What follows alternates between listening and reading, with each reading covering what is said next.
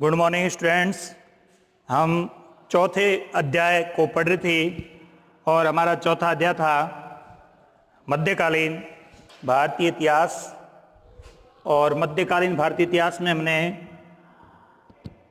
अरब आक्रमण पढ़ा था और अरब आक्रमण के बाद हमने शुरू किया था तुर्क आक्रमण।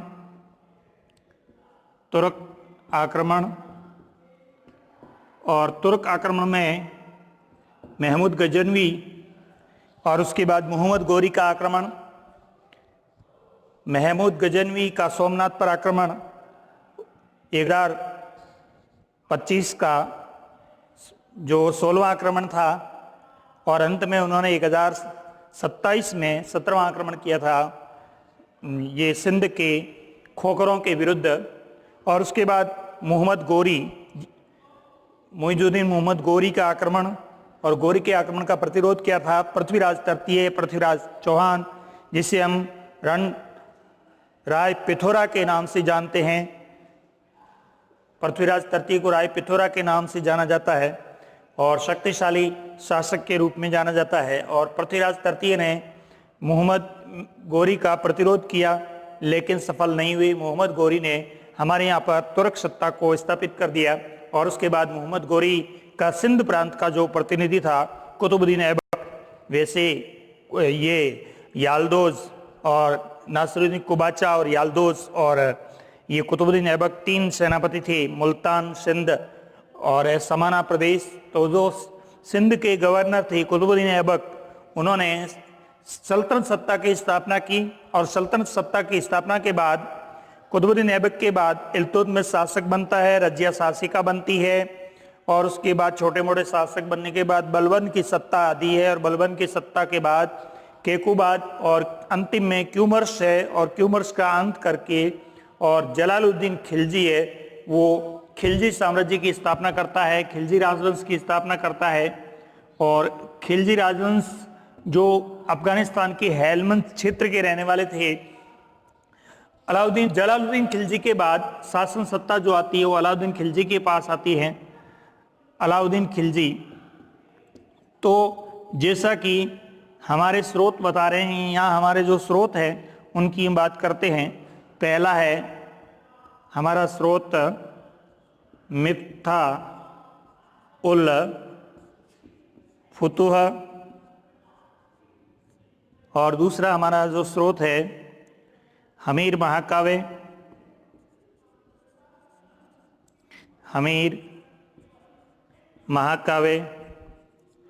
और तीसरा जो हमारा स्रोत है वो है हमीर हट।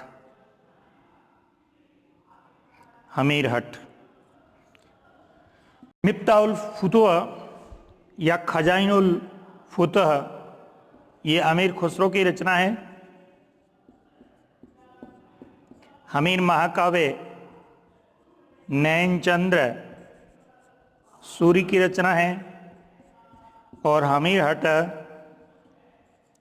चंद्रशेखर की रचना है। ये तीनों स्रोत हमारे यहाँ अलाउद्दीन खिलजी के आक्रमण का उल्लेख करते हैं। और जो अलाउद्दीन खिलजी के आक्रमण हुए, जैसा कि 1296 में जलालुद्दीन खिलजी की हत्या करके अलाउद्दीन खिलजी शासक बनता है, और अलाउद्दीन खिलजी के शासक बनने के बाद जैसे उसके काजी फखरुद्दीन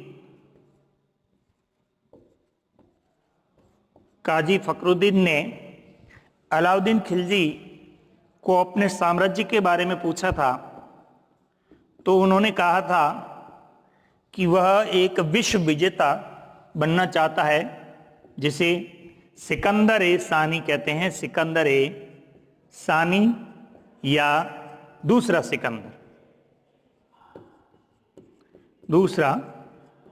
सिकंदर। तो उनकी जो शाही प्रणाली में राज दरबार में काजी ने उन्हें कहा कि पहले विश्व विजेता बनने से पहले भारत को जीतना जरूरी है, भारत विजय जरूरी है, और भारत विजय के साथ साथ धन दौलत संपत्ति जरूरी है।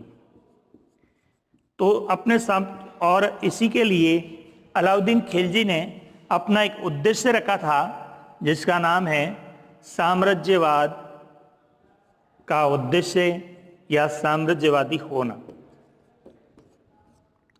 स्टूडेंट्स ध्यान देंगे, परीक्षा में सवाल पूछा जाता है कि मिफ्ताह उल फुतूह किसकी रचना है? अमीर खुसरो की, जो जलालुद्दीन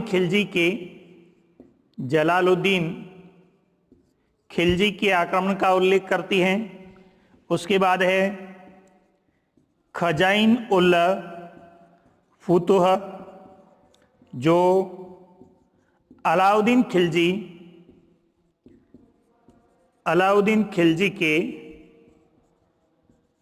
आक्रमण की जानकारी देता है। हमीर महाकाव्य नैनचंद्र सूरी की रचना है, और हमीर हट जो है चंद्रशेखर की रचना है, जो इस तरह से रणथंबोर के शासक यानी रणथंबोर के शासक हमीर देव चौहान की जानकारी देते हैं। तो ये जो स्रोत है वो खिलजी साम्राज्य की जानकारी देते हैं, और ये जो स्रोत है वो हमीर देव चौहान के साम्राज्य की जानकारी देते हैं। परीक्षा में पूछा जाता है हमीर देव चौहान की जानकारी के दो स्रोतों का नाम लिखिए, तो हमीर महाकाव्य नैनचंद्र सूरी और हमीर चंद्रशेखर। अलाउद्दीन खिलजी के साम्राज्य की जानकारी के स्रोत बताइए, तो मिफ्ताह उल फुतूह अमीर खुसरो, और खजाइन उल फुतूह जो है वो भी अमीर खुसरो है, वो अलाउद्दीन खिलजी के बारे में जानकारी देता है। तो जैसा कि खजाइन उल फुतूह में उल्लेखित किया गया कि अलाउद्दीन खिलजी, क्योंकि परीक्षा में एक प्रश्न पूछा जाता है अलाउद्दीन खिलजी के भारत पर आक्रमण के उद्देश्य बताइए, क्या उद्देश्य है? तो पहला जो उद्देश्य है वो पहला उद्देश्य है अलाउद्दीन खिलजी का साम्राज्यवादी होना। ये साम्राज्यवादी की जो महत्वाकांक्षा थी, इस महत्वाकांक्षा की दृष्टि से इसने मध्य भारत में आक्रमण किया, क्योंकि इस समय यदि दक्षिण भारत में जाना है तो रणथंबोर और चित्तौड़ दो ऐसे किले हैं, और इनके पास में रणथंबोर की कुंजी जो झाई का किला है, झाई का किला, ये ऐसे क्षेत्र है जो सामरिक दृष्टि से महत्व है, सामरिक दृष्टि से महत्वपूर्ण है।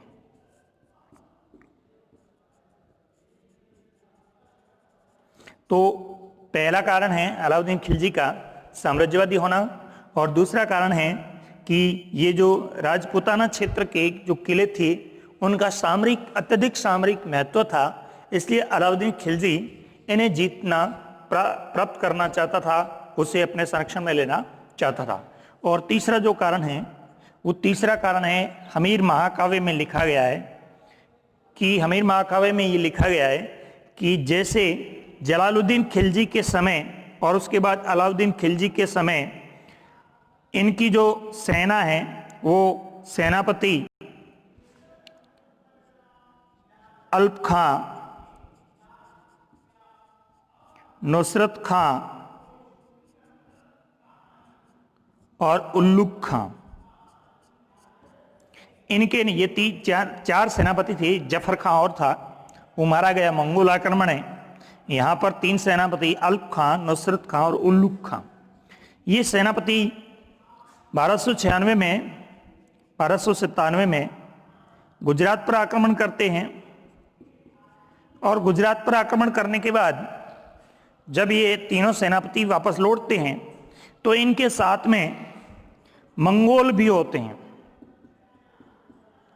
जैसा कि पूर्व की कक्षा में बता चुके हम कि मंगोल कौन थे।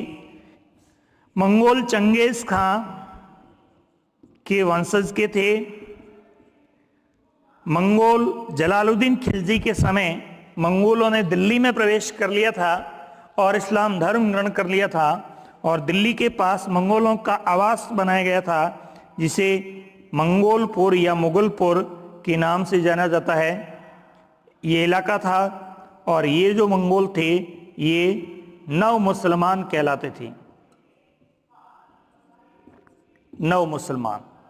तो मंगोल जो थे वो नव मुसलमान के रूप में जाने जाते थे, और मंगोल दिल्ली के पास एक स्थान है मुगलपुर, जहां मंगोलों को संरक्षण दिया था किसने?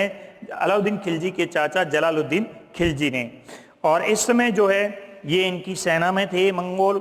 और जैसा कि हमीर हट की रचना चंद्रशेखर में उल्लेख मिलता है कि इनका जो नेता है वो था मोहम्मद मंगोल या मोहम्मद शाह, मोहम्मद मंगोल। और दूसरा इनका नेता था वो था केहब्रू, केहब्रू। अब मोहम्मद मंगोल और केहब्रू भी इस सेना के साथ में थे, गुजरात अभियान किया तब। जैसे ये सेना इस रणथंभौर के किले के पास यानी झांई के किले के पास पहुंचती है गुजरात से वापस लौटते समय, तो होता क्या है कि मोहम्मद मंगोल और केहब्रू है वो भाग करके और हमीरदेव चौहान के पास रणथंभौर के किले में उनके संरक्षण में चले जाते हैं और यहाँ से धन ले जाते हैं।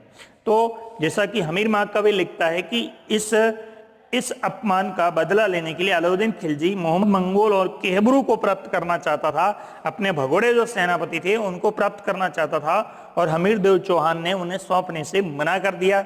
और मना करने के कारण भी यहाँ पर आक्रमण किया गया। जो तीसरा जो कारण है वो है मंगोलों को संरक्षण देना। उसके बाद हमीरहट चंद्रशेखर की रचना ये लिखती है कि इसमें उल्लेखित है कि अलाउद्दीन खिलजी की एक बेगम थी जिसका नाम था चिमना बेगम, जो मराठा बेगम थी, चिमना बेगम। चिमना बेगम मोहम्मद मंगोल से मिली हुई थी और इनकी योजना थी कि किसी भी तरीके से अलाउद्दीन खिलजी को मार दिया जाए और राज्य हमें प्राप्त हो जाएगा। इसलिए वह विरोधी, जो अलाउद्दीन खिलजी के विरोधी लोग थे, उनके पास जाकर के आक्रमण करना चाहता था। तो उसका कारण चंद्रशेखर ने ये भी लिखा है, लेकिन मूल कारण ये भी है कि मंगोलों को संरक्षण दिया गया। नंबर 3, मंगोलों को हमीर द्वारा संरक्षण देना। और नंबर 4 है जलालुद्दीन खिलजी। जैसा कि हम बात कर चुके हैं कि जलालुद्दीन खिलजी ने झांई को जीत लिया था, लेकिन वह रणथंभौर को नहीं जीत पाया था, और इसलिए जलालुद्दीन खिलजी ने कहा था, कई महीनों तक घेराबंदी रखने के बाद भी वह इसे जीत नहीं पाया, तो उसने कहा था कि मैं ऐसे किलों को मुसलमान के एक बाल बराबर भी नहीं मानता, यानी अंगूर खट्टे हैं। तो इसलिए जलालुद्दीन खिलजी का जो अपमान था, जलालुद्दीन खिलजी का जो अपमान हुआ था, उस अपमान का वह बदला लेना चाहता था, बदला लेना चाहता था। स्टूडेंट्स ध्यान देंगे तो यहाँ पे अलाउद्दीन खिलजी के रणथंभौर पर आक्रमण के कारण लिखिए, परीक्षा में प्रश्न पूछा जाता है। तो हमारा जो पहला जो कारण होगा वो होगा अलाउद्दीन खिलजी का एक साम्राज्यवादी होना। क्योंकि अलाउद्दीन खिलजी ने सिकंदर-ए-शाही की उपाधि धारण की, जैसा कि काजी फखरुद्दीन ने लिखा।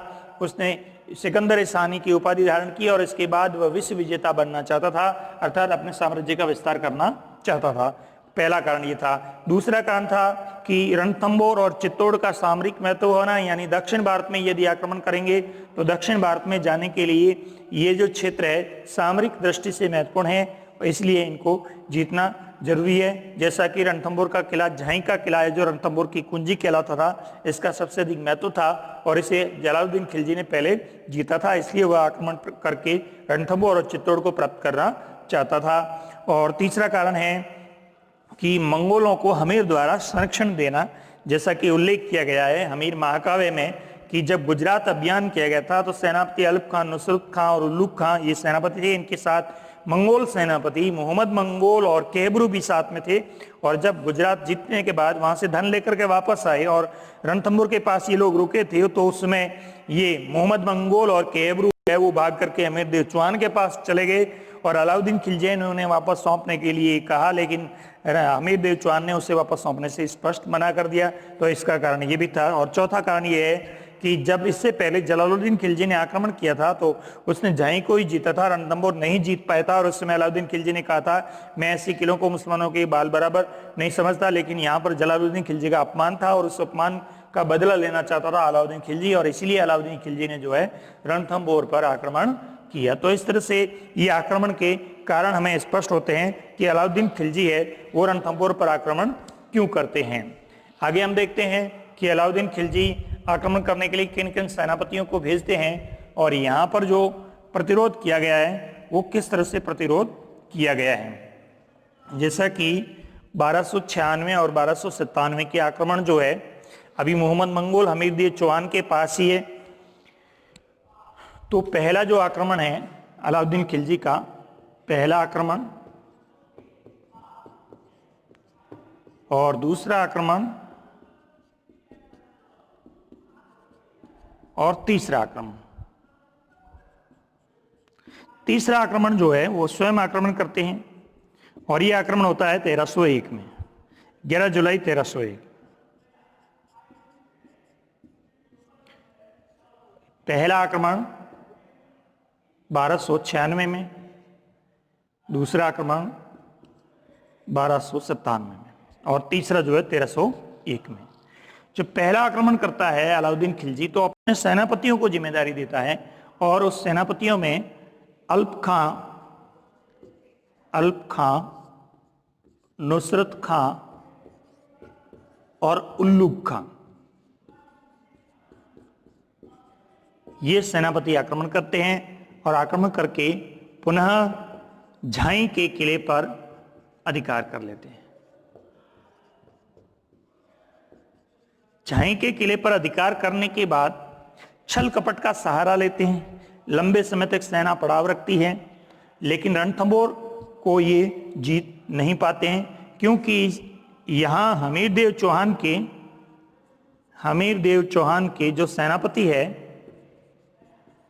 दो सेनापति थे, धर्म सिंह और भीम सिंह। स्टूडेंट्स ध्यान रखें, परीक्षा में एक प्रश्न पूछा जाता है कि अलाउद्दीन खिलजी के हमीरदेव चौहान के दो महान सेनापति कौन थे, धर्म सिंह और भीम सिंह, और अलाउद्दीन खिलजी के सेनापति कौन थे, नुसरत खां और उल्लुग खां। ध्यान रखना, अलाउद्दीन खिलजी के सेनापति भी पूछे जा सकते हैं और हमीरदेव चौहान के सेनापति भी पूछे जा सकते हैं। अब जब दूसरा आक्रमण किया तो यहाँ छल कपट का सहारा लिया गया और कुछ यहाँ हमीरदेव चौहान के जो विरोधी थे उन विरोधी सेवकों ने अलाउद्दीन खिलजी के सेनापतियों को रणथंभौर पर जीत के तरीके बता दिए। इसलिए उल्लुग खां और नुसरत खां ने क्या किया, रणथंभौर के किले के चारों ओर जो मगरीब और गरगच जो पत्थर फेंकने वाले जो चौकियां हैं उन चौकियों का निर्माण किया गया। तो किले के अंदर से यहाँ इधर धर्म सिंह और भीम सिंह ने भी मरकटी यंत्र है, भैरव यंत्र है, ऐसे बड़े बड़े यंत्र थे पत्थर फेंकने वाले, उनको तैयार किया गया और आमने सामने आक्रमण चलता रहा। और इस आक्रमण के दौरान यहाँ धर्म सिंह और भीम सिंह ने अलाउद्दीन खिलजी की सेना को पराजित कर दिया और अलाउद्दीन खिलजी की सेना पराजित हो गई और वापस इन्होंने झाई पर कब्जा कर लिया। तो तीसरा जो आक्रमण है फिर वापस उल्लुग खां और नुसरत खां के नेतृत्व में आक्रमण होता है जिसमें धर्म सिंह और भीम सिंह पुनः सेना का नेतृत्व संभालते हैं। और इस दौरान जो यहाँ ये अलाउद्दीन खिलजी का सेनापति जो है वो ये नुसरत खां जो है, नुसरत खां मारा जाता है। दूसरे आक्रमण में नुसरत खां मारा जाता है, धर्म सिंह भीम सिंह फिर विजयी होते हैं। अब जो तीसरा आक्रमण होता है उसमें सेना का नेतृत्व अलाउद्दीन खिलजी स्वयं संभालते हैं। अलाउद्दीन खिलजी स्वयं सेना का नेतृत्व संभालते हैं और पहला ही आक्रमण करते हैं। इसमें भी दो आक्रमण हुए छोटे। पहले ही आक्रमण में हुआ क्या था कि जैसे ही ये नुसरत खां मारा गया और उल्लुग खां पराजित हो गया तो धर्म सिंह भीम सिंह दो लोग थे, उसमें धर्म सिंह ने क्या किया, भीम सिंह को यहाँ छोड़ दिया और धर्म सिंह जो है यहाँ जीता हुआ धन वगैरह है वो लेकर के रणथंभौर आ गया। और उसके बाद क्या हुआ, भीम सिंह पीछे रहा और भीम सिंह पर उल्लुग खां ने आक्रमण किया और भीम सिंह मारा गया। भीम सिंह मारे जाने के बाद उस पराजय का या भीम सिंह के मारे जाने का जो कारण है, जो पूरा जो कारण है वो धर्म सिंह था क्योंकि वो उन्हें युद्ध के मैदान में छोड़कर आ गया था। इसीलिए हमीरदेव चौहान ने धर्म सिंह पर आरोप लगाए और आरोप लगाने के बाद उसे सेनापति के पद से हटा दिया और उसे राजस्व वसूल करने के जो अधिकार दे रखे थे वो उस बीच छीन लिए। अब धर्म सिंह को कहते हैं कि ऐसा बंधक बना करके रखा गया। कई इतिहासकार ये कहते हैं कि इसको अंधा करके रखा गया, लेकिन ऐसा नहीं था। धर्म सिंह को बंधक बना करके रखा गया और पीछे कोई भोजराज नाम का एक व्यक्ति था, भोजराज, उसको इस क्षेत्र की जिम्मेदारी दी गई। तो इसके काल में अव्यवस्थाएं स्थापित हुई तो पुनः वापस धर्म सिंह को ये जिम्मेदारी दी गई, तब जाकर के व्यवस्थाएं सही हुई। और यहाँ एक कहावत भी प्रचलित है कि इस संकट के काल में यहाँ जनता ने सहयोग करना छोड़ दिया, क्योंकि धर्म सिंह का जो अत्याचार था, धर्म सिंह जब वापस शासन सत्ता में आया तो उसने जबरन कर वसूल किए, अत्याचार किए, और अत्याचार करने के बाद जनता इतनी नाराज हो गई थी कि यहाँ इस रणथंभौर के किले में जो खाद्यान्न चाहिए था, वो खाद्यान्न जनता पूर्ति नहीं कर रही थी, और अंदर का जो खाद्यान्न था 6 महीने तक लगातार घेराबंदी के बाद अंदर का जो खाद्यान्न था वो समाप्त हो गया था। और यहाँ एक कहावत प्रचलित हो गई थी कि सोने के एक दाने के बराबर चावल का एक दाना नहीं मिल रहा था, यानी सोने के एक दाने के बराबर चावल का या धान का, चावल का एक दाना भी नहीं मिल रहा था। यानी यहाँ इस रणथंभौर के किले में खाद्यान्न संकट उत्पन्न हो गया था, और खाद्यान्न संकट जब उत्पन्न हो गया और अंदर के गोपनीय रास्ते जो है वो इनको अलाउद्दीन खिलजी को बता दी गई। दूसरा ये था कि अलाउद्दीन खिलजी छल कपट का सहारा लेते हुए समझौता करने के लिए बार बार दबाव बना रहा था हमीर देव चौहान पर, और इसी समय क्या हुआ, यहाँ खाद्यान्न को दूषित कर दिया गया, खाद्यान्न को दूषित कर दिया गया। मूल तत्कालीन जो कारण माना जाता है रणथंभौर में हमीर देव चौहान के पराजय का, वो मूल कारण ये कि खाद्यान्न दूषित हो गया था। जब खाद्यान्न दूषित हो गया तो यहाँ की सेना ने जो खाद्यान्न मौजूद था उसका उपयोग करना मना कर दिया, और जब मना कर दिया तो ऐसी अवस्था में लड़ना बहुत ही जरूरी था। और इसी समय अलाउद्दीन खिलजी ने 11 जुलाई 1301 को रणथंभौर पर आक्रमण किया, और हमीर देव चौहान लड़ते हुए वीर गति को प्राप्त हुए। और उसके बाद यहाँ जो वीरांगनाएं थी, वीरांगनाओं ने यहाँ, जैसे रानी रंगा देवी, तो इन वीरांगनाओं ने यहाँ एक तालाब है जिस तालाब का नाम है पद्मला पद्मला तालाब। यहाँ पर एक तालाब है जिसका नाम है पद्मला तालाब, और पद्मला तालाब में इन्होंने कूद करके जल जोहर किया।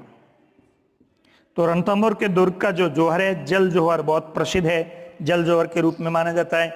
अब यहाँ कुछ मुस्लिम महिलाओं ने भी जोहर किया। ये मुस्लिम महिलाएं कौन सी थी? ये मुस्लिम महिलाएं वही मोहम्मद मंगोल और केहबरू की बेगमें थी, जिन्होंने भी इनके साथ जल जोहर किया, और कुछ वीरांगनाओं ने यहाँ पर जोहर किया, तो अग्नि जोहर किया। तो इसे जल जोहर यानी दोहरा जोहर यहाँ हुआ, ऐसा इतिहासकार ये मानते हैं। यहाँ एक घटनाक्रम और आता है कि अलाउद्दीन खिलजी ने जैसे ही मोहम्मद मंगोल को बंधक बनाया, तो मोहम्मद मंगोल को बंधक बनाने के बाद मोहम्मद मंगोल को पूछा गया कि आपकी अंतिम इच्छा क्या है, या आप क्या चाहते हैं? तो मोहम्मद मंगोल ने कहा, यदि मुझे मुक्त कर दिया जाए तो सबसे पहले मैं क्या करूंगा, आपको मारूंगा, यानी अलाउद्दीन खिलजी को मारूंगा, और उसके बाद जो है हमीर देव चौहान को अपना राज्य वापस दिलाऊंगा, यानी उन्हें शासन सत्ता सौंपूंगा। जब इस तरह का जवाब दिया गया तो अलाउद्दीन खिलजी ने इसकी हत्या करवा दी गई, जलालुद्दीन खिलजी की, यानी इसकी मोहम्मद मंगोल की, यानी इसको घायल करके और हाथियों के पांवों के नीचे डाला गया। हाथियों के पांव कुचलने की वजह से इसकी मृत्यु हो गई। और इस तरह की रणथंभौर एक सामरिक महत्वपूर्ण किला था जिस पर अलाउद्दीन खिलजी ने अधिकार कर लिया। तो इस तरह के कुछ घटनाक्रम दिखाई देते हैं। यहाँ विशिष्ट है, ध्यान रखें, जल जोहर पद्मला तालाब में हुआ, जो जल जोहर के रूप में प्रसिद्ध है। दूसरा ये है कि यहाँ धर्म सिंह और भीम सिंह जो हमीर देव चौहान के सेनापति थे, उनकी बहादुरी के गुणगान होते हैं, उनकी वीरता के गुणगान होते हैं। तीसरा उल्लू खां और नुसरत खां जो अलाउद्दीन खिलजी के सेनापति थे, उनकी महानता